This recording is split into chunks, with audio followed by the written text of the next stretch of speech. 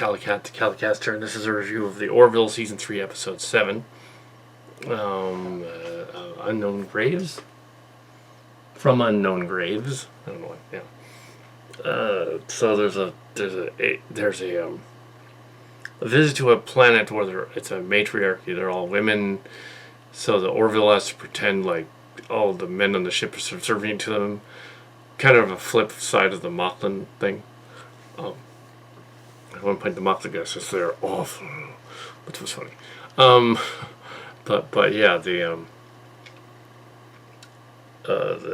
there's also an investigation of a neutral planet, where on the planet they find a Kaylon from the earlier product line. A scientist lady that looks kind of like a cross between a Mimbari and a cat. On the planet, she's rebuilt him as to not be hostile, giving him emotions. So it's basically like a twist on that data and lore kind of thing. Yeah, it's very, very next generation, very Isaac Asimov. Except Isaac Asimov has the three laws of robotics, and to make it so that the subservient robots don't actually try to kill their masters, even if they were mean to them, which is kind of messed up. But yeah, we don't want the robots killing the masters. Yeah, Seth MacFarlane would be a good choice to rewrite iRobot. But because the other version of iRobot, that was a movie, it was stupid and had nothing to do with Asimov, except for the fact that it was a robot. The rest of it was ridiculous and fancy. Anyway, so we have a backstory where it's a flashback, I guess. I don't know where these memories are coming from. I guess they're coming from the robot, because... And apparently we get to see what the Kaylon people look like. They're sort of silvery grays with red eyes.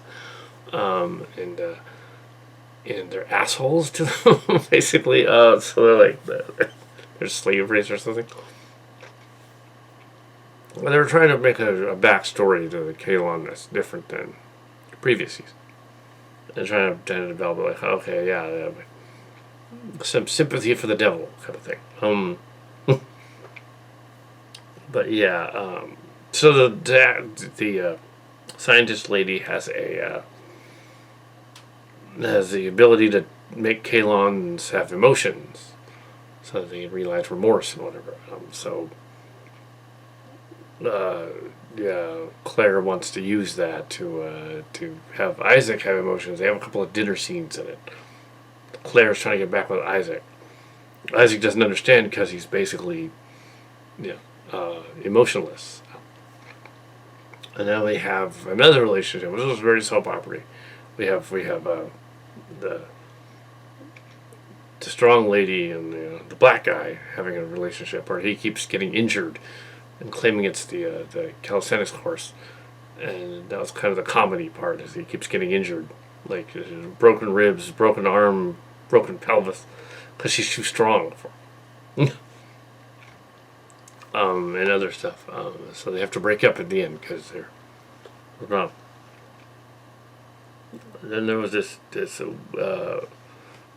Speed of Dark and Flowers for Algernon ending. It starts out with the Speed of Dark and now Flowers for Algernon. The Speed of Dark is a novel in which somebody is autistic, and in the novel, at the end they do a special magical brain scan thing that makes him normal at the end. So the autistic part is, and because he agrees to do this and become normal, well, to be assimilated essentially. Flowers for Algernon is similar in that that's a story. There was also a movie about a man who was mentally retarded, different kind of savant, like retarded, and mentally IQ of Forrest Gump, that kind of thing. So there's a magic potion in that one that makes him seem more normal, which is kind of messed up. And then at the end, he goes back, he reverts back to it. So that's kind of what they're doing. That seems a little like Ursula K. Le Guin, but it's not. Yeah, so there's that was the Enterprise episode, Strange New Worlds episode, Love Wind story. The one of them anyway. So we have yeah. So Isaac wants to get emotions. They have this touching emotion scene on the holodeck thing, and then it abruptly ends after the dance sequence, and he like reverts back to being Isaac. And the only way to fix him is to like downgrade him and wreck up his memories, but no, she doesn't want to do that, and he doesn't want to do that, so they stay the same. The ensign forgives the robot at the end after having a talk with the other robot, the Kaylon guest. The ladies at the women group does a thing on the there's a dinner with them too. Lots of eating in this episode. A lot of eating. And so there's a dinner scene where they do the Star Trek 6 thing, and it doesn't go well. But then they have other common ground involving their mentioning that Ed and Kelly's divorce. That somehow that's common ground. Yeah, and this is a comedy. It's supposed to be anyway. Well, they make the captain and mellow away into a bellhops at one point. It was funny, but yeah, there were serious elements throughout the whole season's been like that. And what's odd though is the yeah,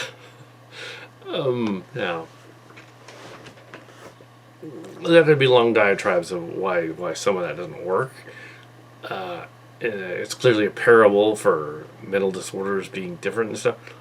And mental disorders being not normal. Or also slavery is bad. Gray areas and stuff. That's the plot of the story.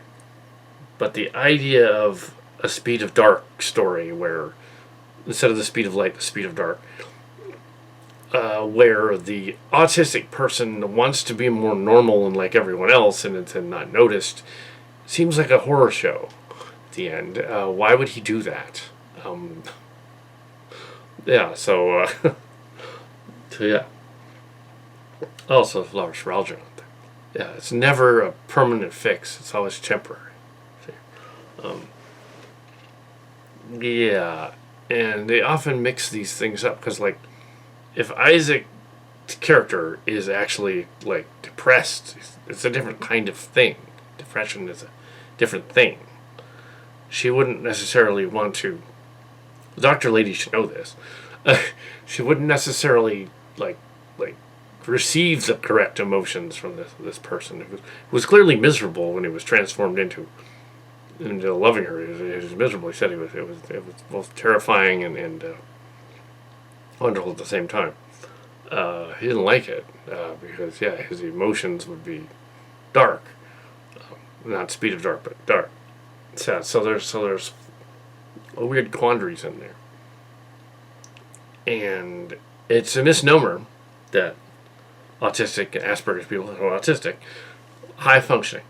It's a misnomer that we don't have emotions. We do have emotions. We have intense emotions for things we're interested in, or empathy or sympathy. We do have that. It's just delayed.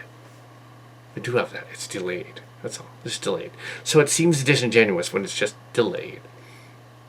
Yeah, the response is delayed. Kind of like Spock. Spock, maybe more like Data. And that's clearly Isaac is supposed to be a Data clone. But he has more. He's depressed. This robot is depressed. So he already has emotions. There's different kind of emotions. They don't see it. You know, he's and that's different from OCD. Now, OCD is somebody who does a task over and over again and they can't stop. Basically. Autism, you see the thing over and over again too, but in a different way, and you can stop. You see the little details in something, but not the overarching story. Little details that add up to the story. You have to figure it out, and it's always a little slower than the other. But in some ways, it's faster than the other ones. In some ways, going into a scene that works. Like in the Orville's all packed full of an episode that is very autistic. And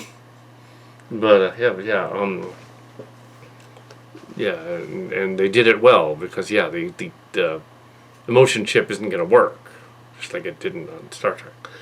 It's not going to work because it's just a chip. No, a quick fix for someone's emotions is like say giving certain amounts of antidepressant Prozac to certain groups of autistics is a bad idea, or giving them to the wrong group. Maybe they're ADD and that doesn't work. Now, ADD is the opposite of that. I'm not advocating for any medications or anything like that. I'm just saying doesn't work for some. Right? So, might work for others. I'm not a doctor. But in the sci-fi story, a quick fix for something is like, well, not gonna work. It wasn't gonna work. And you could tell it wasn't gonna work.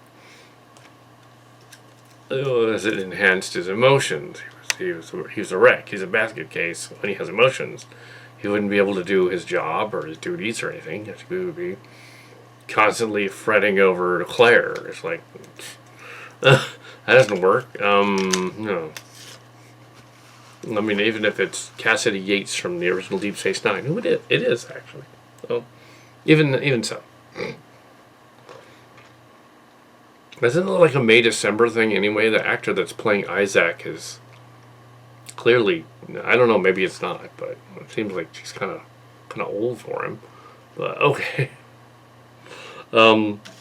that's all right, I guess. May December thing, it worked for Ashton Kutcher back in the day, I guess. So, actually, that actor, all of that.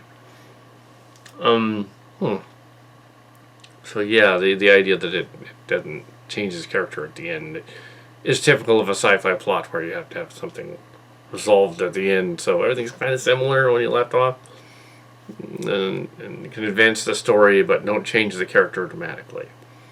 If he suddenly had human emotions, that would be and he probably couldn't handle them because he's depressed. It's a different thing. So they're OCD and depression and anxiety are different things. It's not just a wiring thing. It's something going on in there. It's not just wiring. Asperger's an ADD and a stutter or whatever, or a hearing thing or something. That's all wiring stuff going on. It's different. It's not a mental problem. It's a mental difference. Because it's different. You're learning different. It's just the wiring's different. Yeah, it's not. It's a mental disease. It's not a disease either. It's not a disease. It's a difference, an ailment. The difference. Let's see. I think even epilepsy is also a wiring thing. I think it is. Yeah. Some people have that. Yeah. That's a wiring thing too. Yeah. In the brain, neurons. So yeah, it isn't that they don't have emotions, it's not that they suppress them like the Vulcans or whatever, it's that they're just delayed, their reaction is delayed. They don't get the nuances of nonverbal communication other people get. Isaac the robot would be miserable if he had emotions for very long, because he would not be able to cope with his depression. And Claire, being a doctor on the ship in the story, fictional doctor, should know that would not be good. And okay, this is not going to work. You can't do that. She has to deal with his emotional issues. His emo issues. Deal with those. Had emo issues back in high school, but we weren't technically emos. We were posers. Yes, my group was posers, basically sci-fi nerd posers. So. Some of us were kind of emo, but not really. Not the classic kind with the punk rock hair. No, didn't do that. Never went that far. Anyway, so so yeah, it's an odd episode. It's dealing. It starts off like a spoof of a spoof of gender relations and meeting. Come on, and race relations or something, and but also dark because the Kaylon guy assassinates the evil family in it. But then it also turns into this weird sort of treatise on flowers for Algernon, basically. So, okay, yeah, well, yeah. Not learning different. The guy in Flowers for Algernon is a mental problem, issue. It wasn't just wiring. It mentally, yeah, not there. Yeah. Just not qualities. That guy was different. Actually, Rain Man was different too. Rain Man is played like he has savant qualities, but they say he's autistic. He's not. He's a savant. He's different. Yeah. He's not learning different is a problem in there. It's not just different wiring. There's something different in there. And the guy that that story was based on, they keep saying he's autistic, the Rain Man character. He's played that way, but he's not. He's not autistic.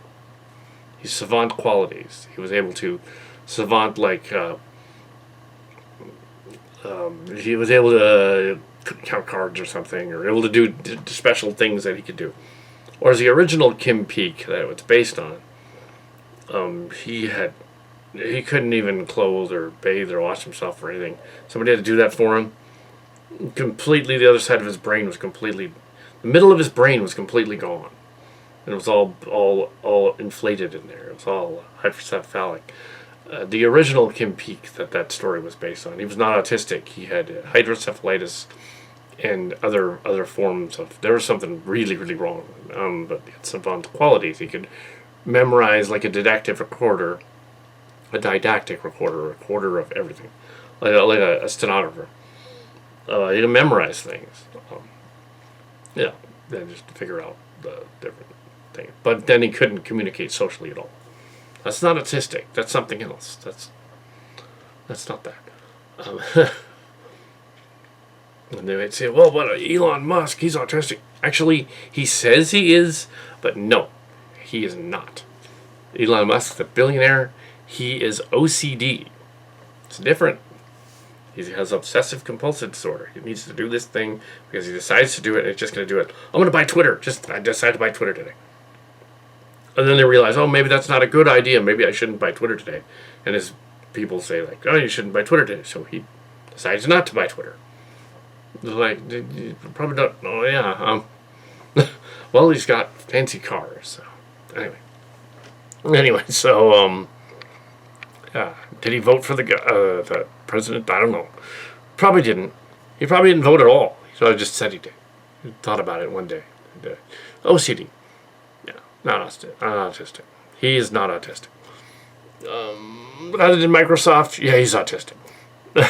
Yeah. So,